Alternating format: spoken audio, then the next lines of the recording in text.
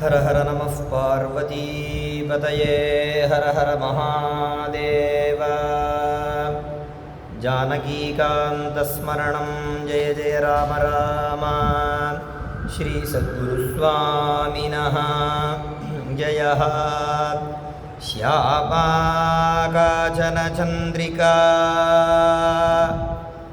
त्रिभुवने पुण्यात्मना मानने सीमाशून्यकवित्ववर्षजननी या कापि कादम्बिनी मारारातिमनोविमोहनविधौ काचित्तमः कन्दली कामाक्ष्याः करुणाकटाक्षलहरी कामाय मे कल्पताम्।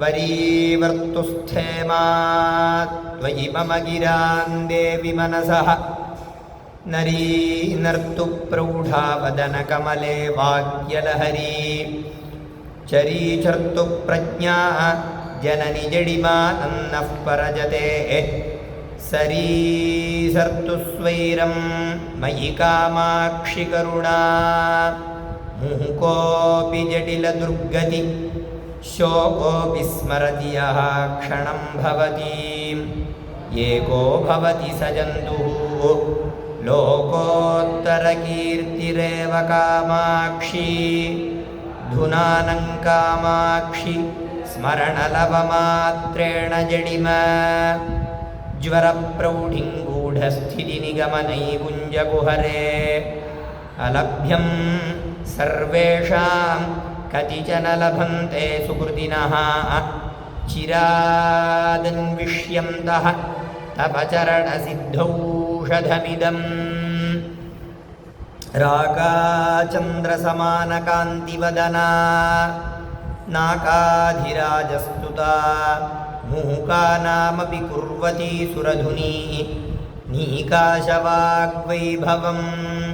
श्रीकाञ्चीनगरी विहाररसिका शोकापहन्त्री सताम् एका पुण्यपरम्परा पशुपतेः आकारिणी राजते बुद्धिर्बलं यशोधैर्यं निर्भयत्वमरोगता अजाड्यं वाक्पटुत्वञ्च हनूमत्स्मरणात् भवेत्।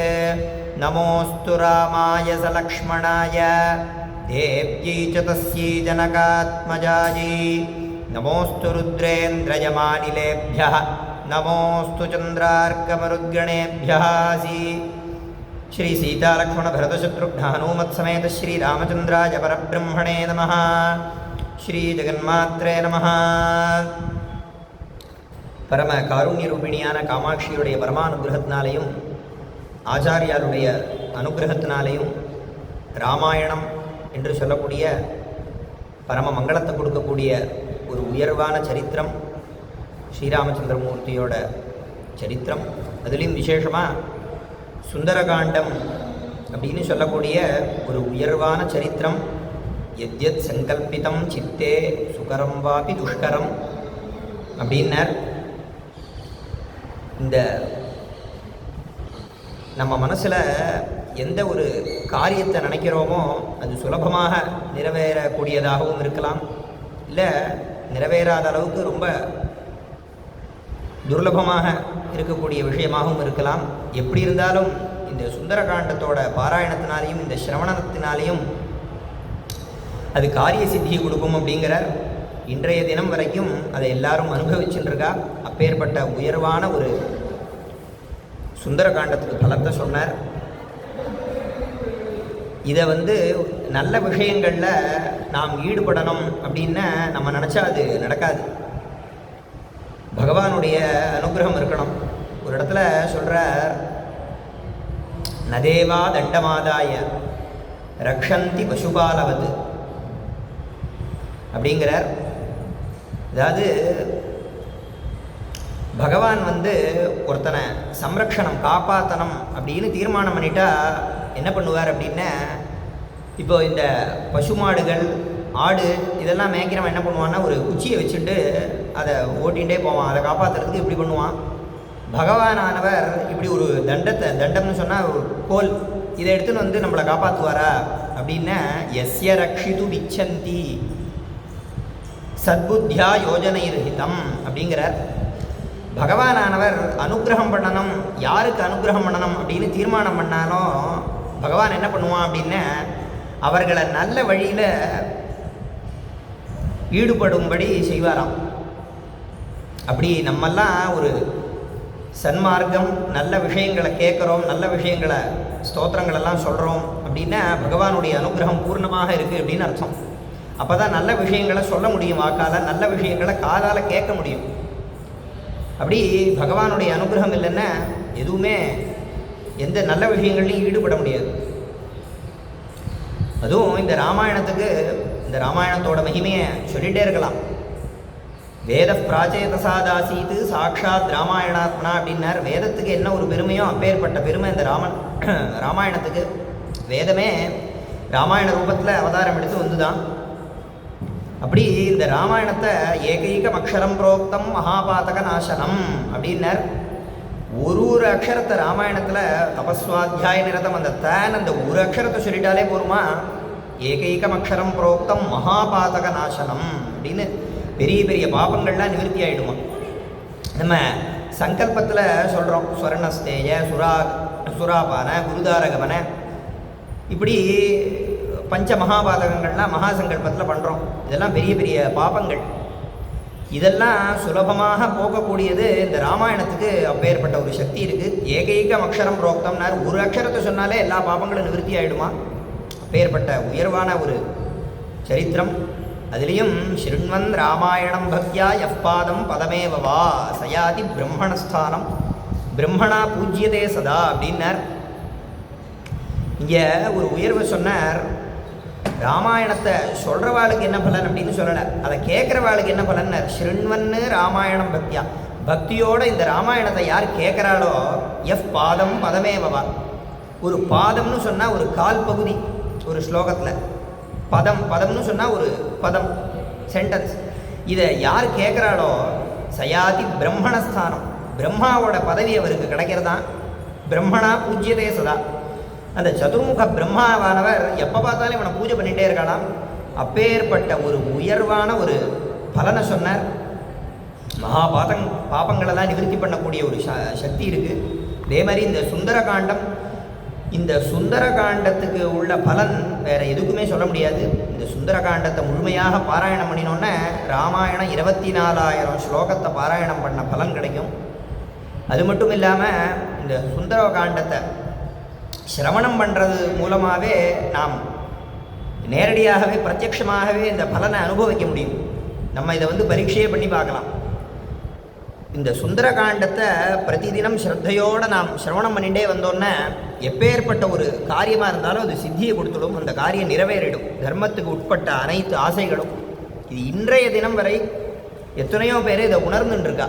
அப்பேற்பட்ட ஒரு பரம மங்களத்தை கொடுக்கக்கூடிய இந்த சுந்தரகாண்டம். சுந்தரம்னாலே அழகு. இந்த சுந்தரகாண்டத்தில் உள்ள 68 சர்க்கங்களில், அதாவது இந்த சுந்தரகாண்டமே மொத்தம் ஒரு நாளோட கதை தான். அது 68 சர்க்கம். வால்மீகி மகர்ஷி ஒரு சர்க்கத்திலையும் பல தர்மங்களை சொல்லி கொடுக்குறார். பல தர்மங்களை சொல்லி ஆஞ்சநேயருடைய மகிமையை சொல்கிறார். என்ன புத்திர்பலம் யசோதைரியம்.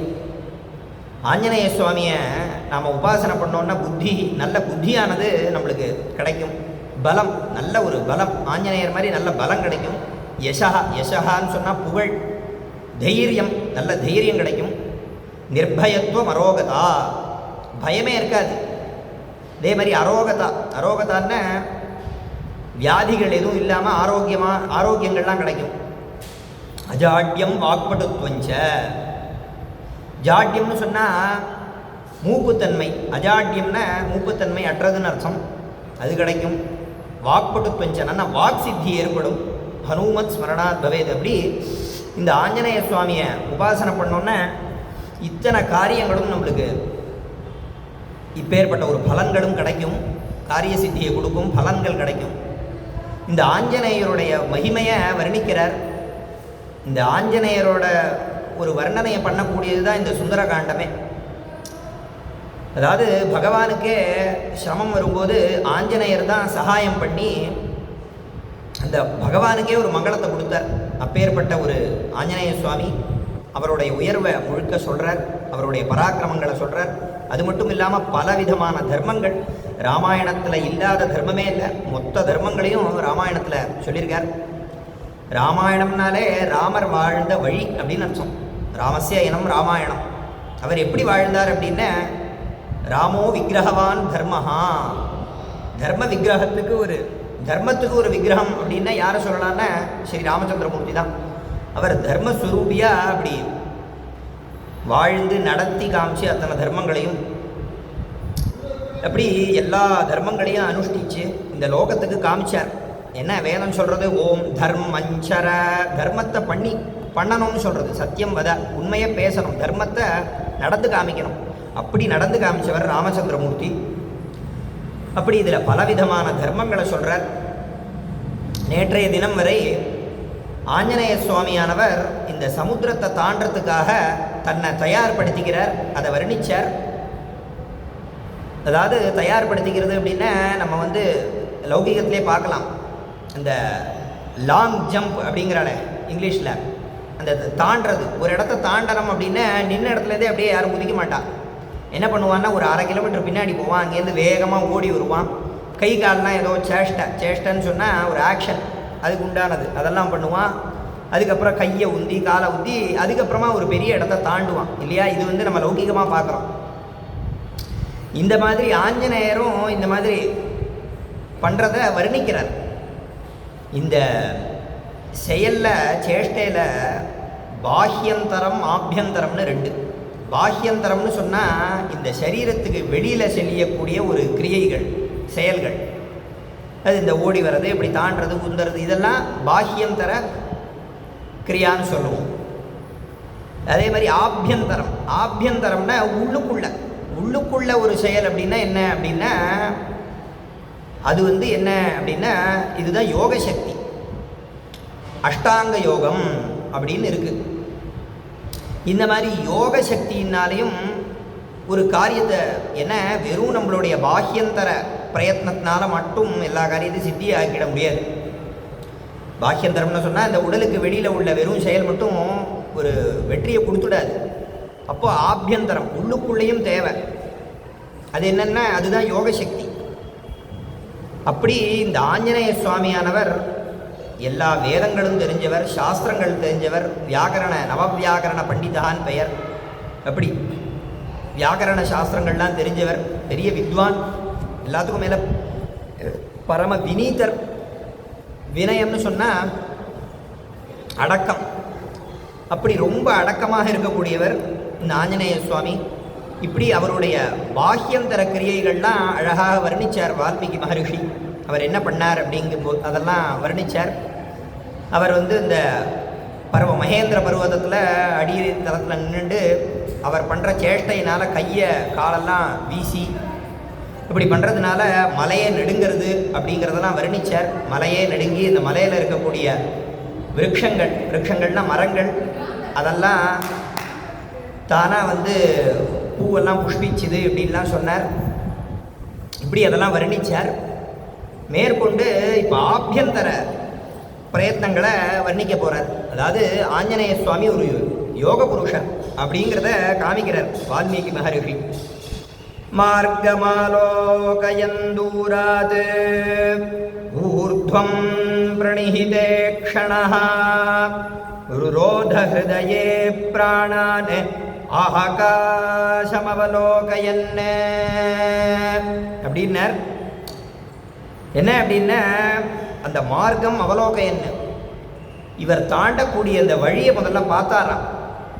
இது எப்பேற்பட்ட வழி, எவ்வளோ தூரம் அப்படிங்கிறத கண்ணாலேயே பார்த்து கணக்கு போடுறார். அப்படி கணக்கு போட்டு மேற்கொண்டு இப்போ தான் தன்னுடைய ஆஞ்சநேய சுவாமியோட இந்த யோக சக்தியை இங்கே வர்ணிக்கிறதுக்காக இங்கே போட்டார். பிராணானு ருரோத ஹிருதயே பிராணானு அப்படின்னார். இந்த பிராணன்னு சொல்லக்கூடிய இந்த பிராணசக்தியை ஹிருதயத்தில் அடக்கினாராம். அப்படின்னா என்ன அப்படின்னா பிராணாயாமம்னு அர்த்தம். இந்த பிராணாயாமம் அப்படின்னு சொன்னால் என்ன அப்படின்னா இது வந்து ஒரு யோகான்னு சொல்கிறோமே, இது வந்து ஒரு யோகாபியாசம். யோகாபியாசங்களில் வந்து அஷ்டாங்க யோகம் அப்படின்னு யோகங்கள். இதை வந்து பதஞ்சலி மகரிஷி தன்னுடைய யோக சூத்திரத்தில் சொல்கிறார். யம நியம ஆசன பிராணாயாம பிரத்யாகார தாரணா தியான சமாதி இப்படின்னு 8 விதமான யோகங்கள்.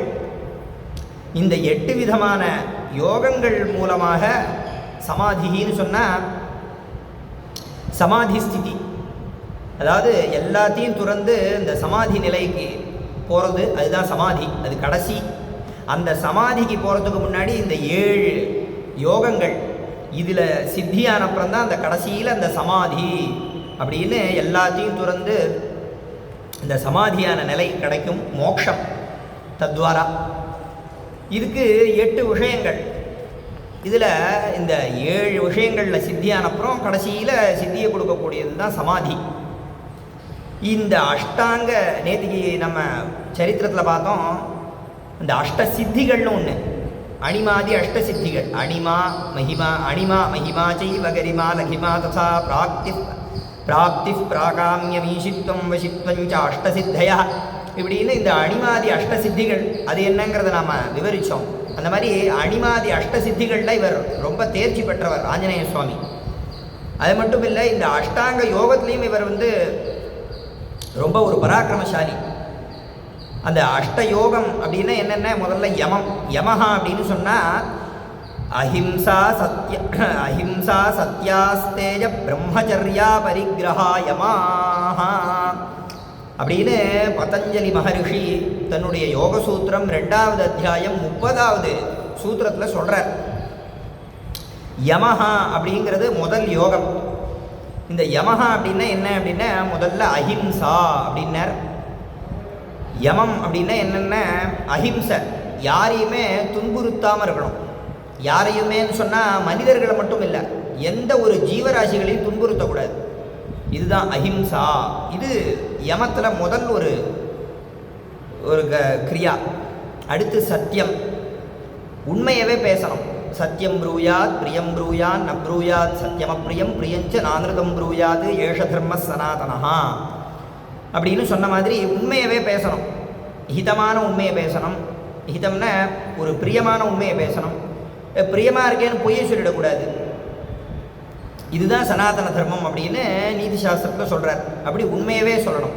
அப்படின்னா என்ன அர்த்தம் அப்படின்னா, ஒரு உண்மையை சொன்னதுனால ஒருத்தருக்கு வருத்தத்தை கொடுக்கும் அப்படிங்கிறதுனால பொய் சொல்லக்கூடாது. அந்த உண்மையை ஹிதமாக சொல்லணும். ஹிதமான ஒரு பக்குவமாக எடுத்து பொறுமையோடு சொல்லணும். அதிகாரத்தோடையும் கோபத்தோடையும் சொல்லி அவள் மனசை புண்படுத்தக்கூடாதுங்கிறது இங்கே தாத்பரியம். அதுக்காக பொய் சொல்லணும்னு அர்த்தம் கிடையாது. இப்படி இது சத்தியம். அடுத்து அஸ்தேயம்னர். அஸ்தேயம்னா என்னென்ன, திருடாமைன்னு அர்த்தம்.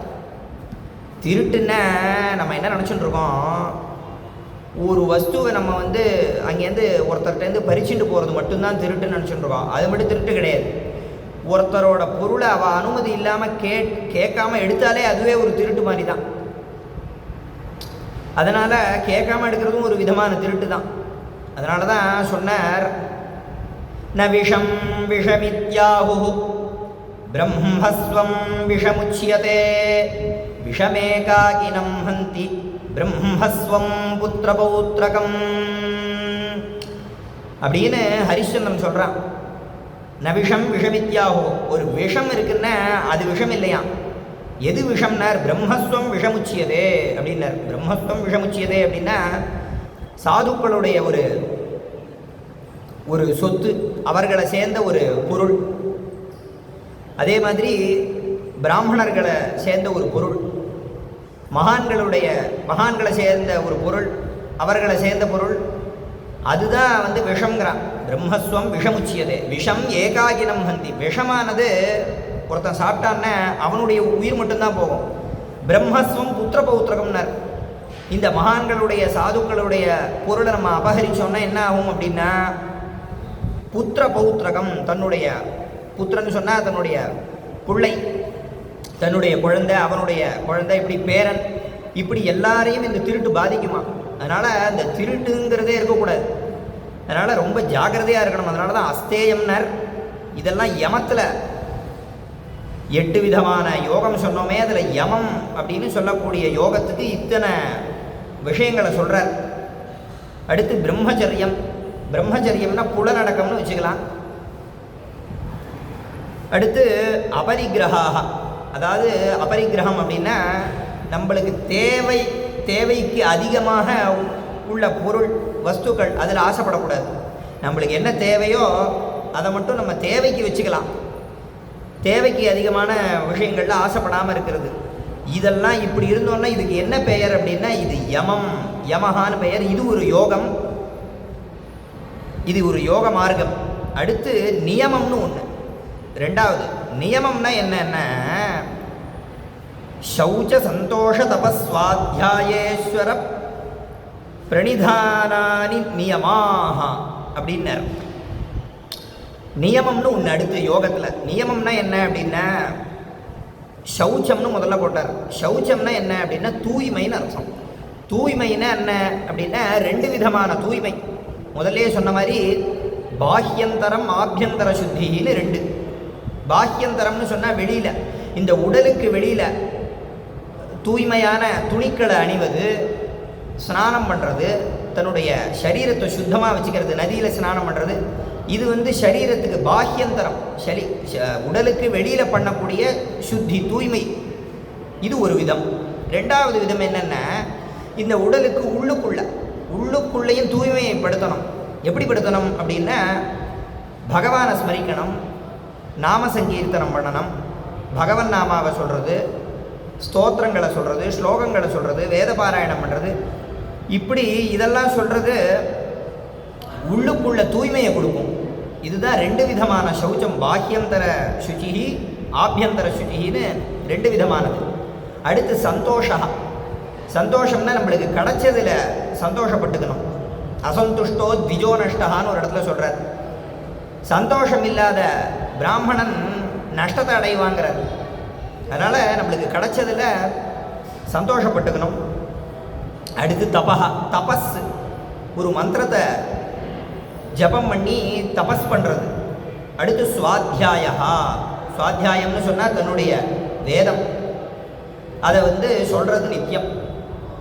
அடுத்து ஈஸ்வர பிரணிதானானி அப்படின்னா என்னென்னா நம்ம பண்ணக்கூடிய அனைத்து செயல்களையும் பகவத் அர்ப்பணமாக பண்ணணும். இது பண்ணது எல்லாம் பகவானுக்கு சமர்ப்பணம் அப்படிங்கிற புத்தியில் பண்ணணும். இப்படியெல்லாம் பண்ணினோம்னா இது என்ன அப்படின்னா இது நியமாக அப்படின்னு பெயர். இதுதான் நியமம்னு பெயர். இது வந்து யோக சூத்திரத்தில் சொல்கிறார் பதஞ்சலி மகரிஷி. அடுத்து 3வது ஆசனம் அப்படின்னா ஸ்திர சுகமாசனம் அப்படின்னார். ஒரு இடத்துல இப்போ இத்தனை பேர் நீங்கள்லாம் உட்கார்ந்துட்டு இருக்கீங்களே, இதுக்கு தான் ஆசனம்னு பேர். இப்படி சும்மா உட்கார்ந்துட்டு இருக்கிறது வந்து சும்மா உட்கார்றதுன்னு அப்படி கிடையாது. இந்த புலன்களெல்லாம் அடக்கி ஒரு இடத்துல இப்படி அமைதியாக உட்காந்துருக்கோமே, இதுக்கு ஆசனம்னு சுஸ்திரம் ஆசனம்னு போட்டார் யோக சூத்திரத்தில். இப்படி ஒரு இடத்துல வந்து பகவான் சந்நிதியில் கோவிலுக்கெல்லாம் வந்து நம்ம அப்படி புலன்களெல்லாம் கைகாலெல்லாம் கட்டுப்படுத்திட்டு இப்படி உட்காந்துருக்கோமே, இது வந்து சும்மா ஒரு பொழுதுபோக்கு இல்லை, இது வந்து ஒரு யோகம். இது யோகாசனத்தில் 3வது விதமான இது ஒரு யோகம் அப்படின்னு பதஞ்சலி மகரிஷி சொல்கிறார். அதனால தான் நம்ம வந்து கோவிலில் வந்து பகவான் சந்நிதியில் இப்படி கையை கட்டின்ட்டு கொஞ்சம் நேரம் உட்கார்ந்தோம்னா மனசுக்கு ஒரு அமைதி கிடைக்கிறது, ஆனந்தம் கிடைக்கிறது கோவிலேருந்து வெளில போகும்போது. அது எதனால்? முதல் விஷயம் பகவானுடைய ஒரு சாநித்தியம், அனுகிரகம். அந்த கோவிலுக்குள்ளே வந்தாலே அந்த வைப்ரேஷன் இருக்கும், அது முதல் விஷயம். 2வது விஷயம் அந்த வைப்ரேஷன்றதால் நம்ம அதை உபயோகப்படுத்திக்கணுமே இல்லையா? பகவானோட சக்தி எல்லா இடத்துலையும் இருக்குது, கோவிலில் விசேஷமாக இருக்குது. இருந்தாலுமே கோவிலில் வந்து நம்ம வந்து இந்த ஃபோனை பார்த்துட்டு, வாட்ஸ்அப்பை பார்த்துட்டு, ஃபேஸ்புக்கை பார்த்துட்டு, அது ஆடியோவை வீடியோ இதை சத்தமாக வச்சு பார்த்துருந்தோன்னே எப்படி பகவானோட அனுகிரகம் நம்மளுக்கு கிடைக்காது. அதாவது அந்த பொருள் நிறைஞ்சிருக்கு எல்லா இடத்துலையும் அனுகிரகமானது. ஆனால் நம்மளுக்கு அது வந்து எப்படி சேரும் அப்படின்னா இப்படி ஒரு இடத்துல சுஸ்திரம், ஒரு இடத்துல இப்படி அசையாமல் இப்படி உட்காண்டிருக்கோமே, இது ஒரு விதமான யோகம். இதன் மூலமாக நம்மளுக்கு அந்த பலன் வந்து கிடைக்கிறது. இது ஒரு இதுவும் ஒரு யோகாபியாசம் தான். கைகாலெல்லாம் அடக்கிண்டு உட்கார்றதே ஒரு யோகாசனம். யோகாசனத்தில் பல இந்த பத்மாசனம், வீராசனம், இப்படி பல ஆசனங்கள் இருக்குது. இந்த ஆசனங்கள்லாம் ஒரு விதமான யோகாசனம், இந்த சரீரத்துக்கு ஆரோக்கியத்தை ஏற்படுத்துறதுக்காக. இந்த யோகாசனம் என்னென்ன, புத்தியை சுத்திப்படுத்தி ஒருநிலைப்படுத்துறதுக்காக. இது சுஸ்திரம் ஆசனம்னர். அடுத்து யம நியம ஆசன, அடுத்து பிராணாயாமஹா. இப்போ தான் நம்ம விஷயத்துக்கு வந்திருக்கோம். ஆஞ்சநேய சுவாமி இந்த பிராணனை ஹிருதயத்தில் அடக்கினார் அப்படின்னு இங்கே வால்மீகி மகரிஷி போட்டார் இல்லையா. அந்த பிராணாயாமஹா அப்படிங்கிறதுக்கு என்னங்கிறத யோக சூத்திரத்தில் சொல்கிறார் பதஞ்சலி மகரிஷி. தஸ்மின் சதி ஸ்வாச பிரஸ்வாசயோர் கதி விச்சேதா அப்படின்னார். இந்த ஒரு இடத்துல ஸ்திரமாக ஒரு இடத்துல உட்கார்ந்துட்டு ஸ்வாச பிரஸ்வாசயோ விச்சேதா. ஸ்வாசம் அப்படின்னு சொன்னால் இந்த மூச்சு விடுறோமே, இதுக்கு ஸ்வாசம். இழுக்கிறதுக்கு சுவாசம்னு பேர், பிரஸ்வாசம்னா விடுறது. இப்படி விச்சேதா அப்படின்னா இதை அடக்கிறது. இதுதான் பிராணாயாமம். அப்படின்னா என்ன அப்படின்னா இதில் 3 விதமான, அதாவது பிராணாயாமம்னு சொன்னால் யோகாசனம் ரீதியாக ஒரு பிராணாயாமம், நம்ம சந்தியாவந்தனத்தில் பண்ணக்கூடிய ஒரு பிராணாயாமம், ரெண்டுத்துக்கும் வேறுபட்டாலும் ஒரு 50லேருந்து 70% ஒன்றா தான் வரும். அந்த யோகாசனத்தில் சொன்ன பிராணாயாமம் இன்னும் கொஞ்சம், அதில் மந்திரம் கிடையாது, வெறும் இந்த மூச்சு பயிற்சி மட்டும்தான். இந்த நம்ம சந்தியாவந்தனத்தில் பண்ணக்கூடியதுக்கு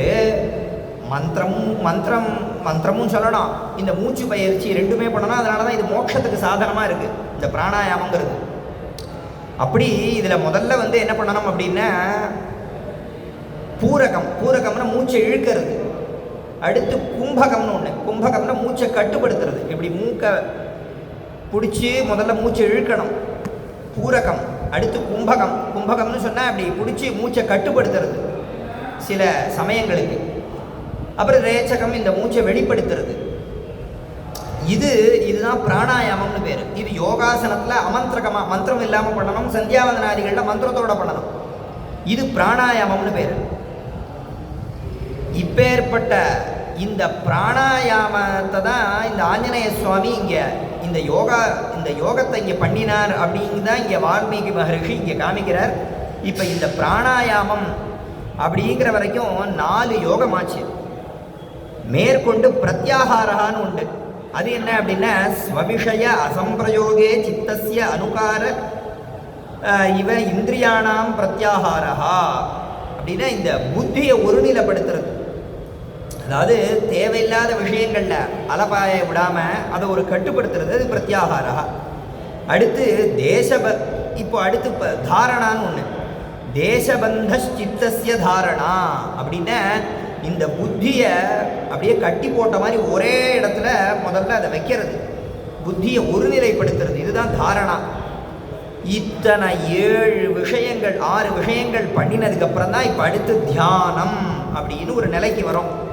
தியானம் அப்படிங்கிறத நம்ம பண்ணணும்னா இந்த 6 விஷயங்களை நம்ம பண்ணியிருக்கணும். அப்போ தான் தியானத்தில் மனசு ஈடுபடும். என்ன, நம்ம கை ஒரு பக்கம் கையை செய்கிறது, கால் ஒரு பக்கம் செய்கிறது, கண்ணு ஒரு பக்கம் பார்த்துட்டு இருக்கு, காது ஒரு பக்கம் எதையோ கேட்கறது, மனசு எதையோ யோசிச்சுட்டு இருக்கு. இப்படின்னா நம்மளால் தியானம் பண்ண முடியாது. அப்போ தியானம் பண்ணணும்னா 6 விதமான இந்த யோகங்களை பண்ணி அதுக்கப்புறம் மனசை ஒருநிலைப்படுத்தணும். தாரணா அப்படின்னு மனசை ஒருநிலைப்படுத்தி அதுக்கப்புறம் தியானம்னு சொல்லக்கூடிய யோகம். தத்ர பிரத்யேகதானதா அப்படின்னு இத்தனை கட்டுப்பாடுகளை பண்ணி அதுக்கப்புறம் பகவானை மனசில் அப்படி தியானம் பண்ணுறது. இதுதான் 7 விதமான யோகமாச்சு.